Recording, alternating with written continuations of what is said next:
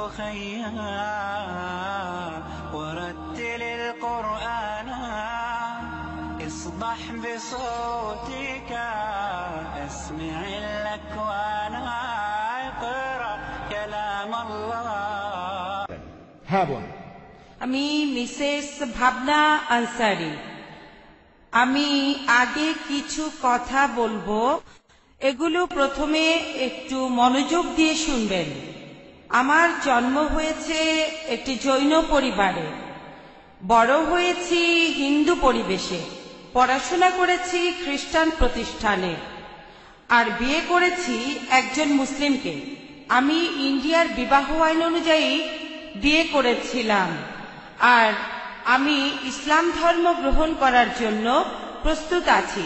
গভীর আগ্রহে অপেক্ষা করছি ইসলামকে যেন আমার হৃদয়ে ধারণ করতে পারি।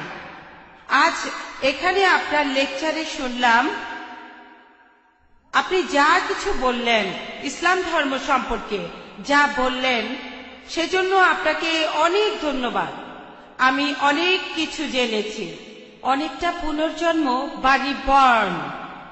তবে আপনি সেসব কথা বললেন, আর ইসলামও যেগুলো বলছে মাফ করবেন, আমি দেখি যে মুসলিমদের বেশিরভাগই এগুলো মেনে চলে না। তারা আমাকে আকৃষ্ট করছে না। আপনি কি কোনো সমাধান দিতে পারবেন? কারণ আপনি যখন ইসলামের মৌলবাদ নিয়ে বললেন সেটা পজিটিভ, যখন অসহিষ্ণুতা নিয়ে বললেন সেটাও পজিটিভ, কিন্তু বাস্তবে এমনটা দেখি না। এ ব্যাপারে কি কিছু বলবেন? বোন খুব সুন্দর প্রশ্ন করেছেন, আর প্রথমে আমি আপনাকে অভিনন্দন জানাই, আপনাকে স্বাগত জানাই। আপনি বললেন রিবর্ন। ইসলাম ধর্মের সঠিক শব্দটা হলো রিবার্থ। আমাদের নবীজি মুহাম্মদ সাল্লাল্লাহু আলাইহি ওয়াসাল্লাম বলেছেন, প্রত্যেক শিশু দিনুল ফিতর নিয়ে জন্মায়। সে জন্মায় মুসলিম হয়ে।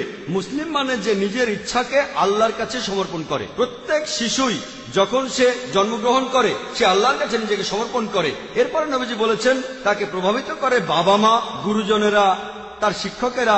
তারপর সে হয়ে যায় অগ্নি উপাসক, ভুল পথে চলে যায়। তাই কেউ একজন যদি ফিরে আসে তার পুরনো ধর্ম বিশ্বাসে, দ্বীনুল ফিতরে, এখন সঠিক শব্দটা কনভার্ট না বা বিবর্ণ না, এটা হবে রিভার্ট। তাই আপনাকে এই শান্তির ধর্মে ফিরে আসার জন্য অভিনন্দন, যাতে আল্লাহর কাছে নিজেকে সমর্পণ করতে পারেন। এবারে প্রশ্নটা নিয়ে বলি। আমার লেকচার শুনেছেন, তার কিছু পয়েন্টে আপনি একমত, আপনি ইসলাম সম্পর্কে পড়েছেন। তবে এখানে আপনার আপত্তিটা হলো যে মুসলিম বা আপনার মতে বেশিরভাগ মুসলিম তারা ইসলামের শিক্ষা মেনে চলছে না। এখানে সমাধানটা কি? বোন, আমি আপনার সাথে একমত। এ ব্যাপারে আমি একমত যে অনেকেই এগুলো মানে না। তবে পরিসংখ্যান বলছে যে ধর্মের অনুসারীর সংখ্যা সবচেয়ে বেশি জনসংখ্যার দিক থেকে, আপনারা মাথা গোনেন, ধর্মের অনুসারীদের সংখ্যার দিক থেকে প্রথম অবস্থানে আছে খ্রিস্টান ধর্ম, প্রায় 200 কোটি মানুষ। ইসলাম 130 কোটি থেকে 40 কোটির মতো। তবে যদি দেখেন কতজন তাদের ধর্মটা পালন করে, বেশিরভাগ হচ্ছে ইসলাম 1 নম্বর, সবচেয়ে বেশি। তবে আমি আপনাদের সাথে একমত যে জনসংখ্যার দিক থেকে, কারণ প্রায় 130 কোটি মুসলিম, এখানে যদি পার্সেন্টেজ করেন সেটাও হবে কয়েক লক্ষ। এই মুসলিমরা তাদের ধর্ম পালন করে না। সেজন্য বোন, ইসলামকে বুঝতে চাইলে মুসলিমদের দেখবেন না, প্লিজ। আমি সবসময় বলি, কোন ধর্মকে বুঝতে চাইলে তার অনুসারীদের দেখলে হবে না, দেখতে হবে ধর্মগ্রন্থগুলো। প্লিজ আমাকে দেখবেন না, আপনার আশেপাশের মুসলিমদের দেখবেন না। আপনাদের একটা গাড়ি আর ড্রাইভারের উদাহরণ দিয়েছিলাম আমি। একটা গাড়ি কত ভালো সেটা জানার জন্য এমন একজন লোককে গাড়িতে বসালেন যে গাড়ি চালাতে জানে না, তারপর সে গাড়িটা নিয়ে অ্যাক্সিডেন্ট করলো। দোষ দেবেন কাকে? গাড়িকে না ড্রাইভারকে? ড্রাইভারকে দোষ দেবেন। তাই প্লিজ মুসলিমদের কাজ দেখে ইসলামকে বিচার করবেন না। সেজন্য এই লেকচারটা হচ্ছে সবার জন্য, মুসলিম অমুসলিম সবার জন্য। যেসব মুসলিম দিশেহারা, আমরা তাদের সত্যের মুখোমুখি দাঁড় করাচ্ছি। কারণ হয়তো তারা নামেই মুসলিম, আমরা চাই তারা ধর্মের নিয়ম পালন করুক। একই সাথে ইসলাম ধর্মের বাণী আমরা অমুসলিমদের কাছে প্রচার করছি, যাতে তারা এই ধর্মটাকে বুঝতে পারে। তারপর ধরেন আপনি জন্মেছেন হতে পারে জৈন পরিবারে, আপনার চারপাশে অনেক মুসলিম ছিল, বিয়ে করেছেন মুসলিমকে। হয়তো আজকে আমার লেকচার শোনার পর, ইসলাম সম্পর্কে জানার পর আপনি এই বিশ্বাসে ফিরে আসবেন। আপনি আরো বললেন যে আপনার ক্ষেত্রে তখন শুধু নাম রাখার জন্য আপনার নামের পরে আনসারি লিখেছেন, কিন্তু এখন আপনি এই বিশ্বাসে ফিরে এসেছেন, সেজন্য অভিনন্দন জানাই। আর প্লিজ বোন, যদি কোনো মুসলিমকে দেখে ইসলামকে বুঝতে চান, সেরা দৃষ্টান্ত হচ্ছে আমাদের নবীজি মুহাম্মদ সাল্লাল্লাহু আলাইহি সাল্লাম। এই পবিত্র কোরআন আর নবীজির কথাগুলো এখানে মানুষ জাতির সব সমস্যার সমাধান। মুসলিমদের দেখবেন না, কিছু মুসলিম ধর্ম পালন করে আর কিছু মুসলিম ধর্ম পালন করে না। তাই দেখবেন এই পবিত্র কোরআন বুঝে পড়েন, মেনে চলেন, ইনশাল্লাহ আপনি ইহকালে শান্তিতে থাকবেন আর পরকালেও শান্তি পাবেন ইনশাআল্লাহ। আপনাকে অনেক ধন্যবাদ। বোন, আপনাকে অনেক ধন্যবাদ। হ্যাঁ ভাই। স্যার, আমার নাম প্রফেসর শেঠি। আমি পেশায় একজন ইঞ্জিনিয়ার। এছাড়া আমি শিক্ষকতাও করে থাকি। আল্লাহর রহমতে অঙ্কে আমার মাথা খুব ভালো। প্রথমেই আমি আপনার জ্ঞানের প্রশংসা করছি। প্রার্থনা করে আল্লাহ যেন আপনাকে দীর্ঘায়ু করেন। আর এখানকার সব মুসলিমকে ধন্যবাদ জানাই আমাকে প্রশ্ন করার সুযোগ দেওয়ার জন্য। স্যার, আমি ভগবদ গীতা পড়েছি, আমি রামায়ণ পড়েছি। যেহেতু আমি হিন্দু, আমি মাঝে মধ্যে মন্দিরেও যাই। তবে আমার ভগ্নিপতি একজন মুসলিম, তার কোরআনটা নিয়ে আমি 2 বার পড়েছি। এখানে দেখলাম যে আপনারা কোরআনের কথাগুলো মেনে চলছেন। আমি নামাজের দোয়াগুলো অনুবাদ করেছি। দয়াময় পরম দয়ালু আল্লাহর নামে শুরু করছি, যিনি এই বিশ্বের সৃষ্টিকর্তা ও রক্ষাকর্তা, কর্মফল দিবসের মালিক।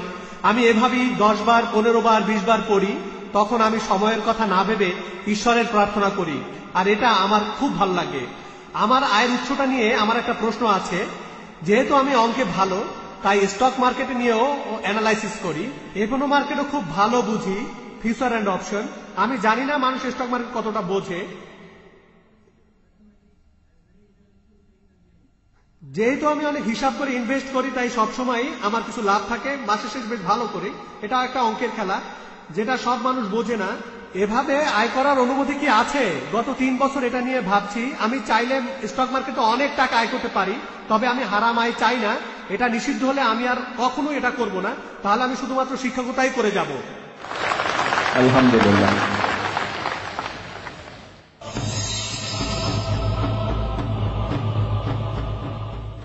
স্যার, আমার নাম প্রফেসর শেঠি। আমি পেশায় একজন ইঞ্জিনিয়ার। এছাড়া আমি শিক্ষকতাও করে থাকি। আল্লাহর রহমতে অঙ্কে আমার মাথা খুব ভালো। প্রথমেই আমি আপনার জ্ঞানের প্রশংসা করছি। প্রার্থনা করে আল্লাহ যেন আপনাকে দীর্ঘায়ু করেন। আর এখানকার সব মুসলিমকে ধন্যবাদ জানাই আমাকে প্রশ্ন করার সুযোগ দেওয়ার জন্য। স্যার, আমি ভগবদ গীতা পড়েছি, আমি রামায়ণ পড়েছি। যেহেতু আমি হিন্দু, আমি মাঝে মধ্যে মন্দিরেও যাই। তবে আমার ভগ্নিপতি একজন মুসলিম, তার কোরআনটা নিয়ে আমি 2 বার পড়েছি। এখানে দেখলাম যে আপনারা কোরআনের কথাগুলো মেনে চলছেন। আমি নামাজের দোয়াগুলো অনুবাদ করেছি। দয়াময় পরম দয়ালু আল্লাহর নামে শুরু করছি, যিনি এই বিশ্বের সৃষ্টিকর্তা ও রক্ষাকর্তা, কর্মফল দিবসের মালিক। আমি এভাবেই 10 বার, 15 বার, 20 বার পড়ি। তখন আমি সময়ের কথা না ভেবে ঈশ্বরের প্রার্থনা করি, আর এটা আমার খুব ভালো লাগে। আমার আয়ের উৎসটা নিয়ে আমার একটা প্রশ্ন আছে। যেহেতু আমি অঙ্কে ভালো, তাই স্টক মার্কেটে নিয়েও অ্যানালাইসিস করি। এখনো মার্কেটও খুব ভালো বুঝি, ফিউচার অ্যান্ড অপশন। আমি জানি না মানুষ স্টক মার্কেট কতটা বোঝে। যেহেতু আমি অনেক হিসাব করে ইনভেস্ট করি, তাই সবসময় আমার কিছু লাভ থাকে। মাসের শেষ বেশ ভালো করি। এটা একটা অঙ্কের খেলা, যেটা সব মানুষ বোঝে না। এভাবে আয় করার অনুমতি কি আছে? গত 3 বছর এটা নিয়ে ভাবছি। আমি চাইলে স্টক মার্কেটে অনেক টাকা আয় করতে পারি, তবে আমি হারাম আয় চাই না। এটা নিষিদ্ধ হলে আমি আর কখনো এটা করব না। তাহলে আমি শুধুমাত্র শিক্ষকতাই করে যাব।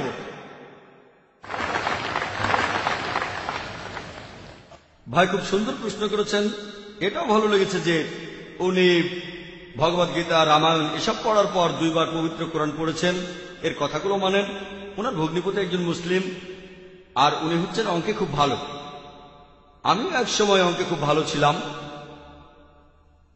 স্কুলে থাকার সময় ক্লাস 1 থেকে ক্লাস 9-10 পর্যন্ত ভালো নম্বর কথা পেয়েছি। বলি স্যার, আপনার মতো কাউকে আমি দেখিনি। আর আল্লাহ যদি চান, আমিও আপনার মতো একদিন হব।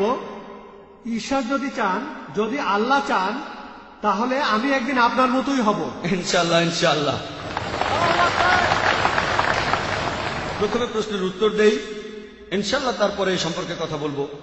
আমাকে প্রশ্ন করলেন যে আপনি স্টক মার্কেটে ব্যবসা করেন, সেখানে বিভিন্ন হিসাব নিকাশ করা হয়, আর আপনি এই গাণিতিক বিশ্লেষণে এতটাই ভালো যে প্রতি মাসে আপনার কিছু লাভ থাকে।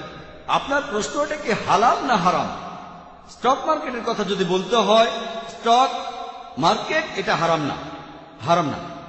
আপনি যে স্টক নিয়ে ব্যবসা করছেন সেটা ইসলাম ধর্মের নিয়ম অনুযায়ী হতে হবে। ইসলাম ধর্মে যেটা হারাম সেটা হচ্ছে রিবা, অর্থাৎ সুদ। পবিত্র কোরআনে সব মিলিয়ে 8 জায়গায় বলা হয়েছে। আল্লাহ তাআলা বলছেন রিবা হচ্ছে হারাম।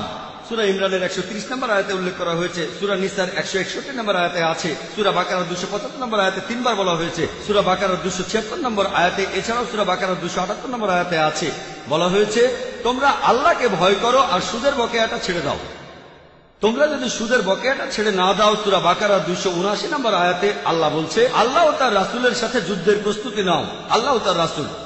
তাহলে সুদের কারবার করা হারাম। তবে শেয়ার মার্কেট, এখানে ইসলামের কিছুটা নিয়ম মেনে চলা হয়, সেখানে লাভ বা ক্ষতি হতে পারে। শেয়ার মার্কেটে ব্যাংক থেকে লোন দেওয়ার ব্যাপারে আমরা তখন অংশীদার হই, কারণ ব্যাংকিং সিস্টেমে ধনী লোক আরো ধনী হয়, গরিব মানুষ আরো গরিব। এভাবে সমাজে নতুন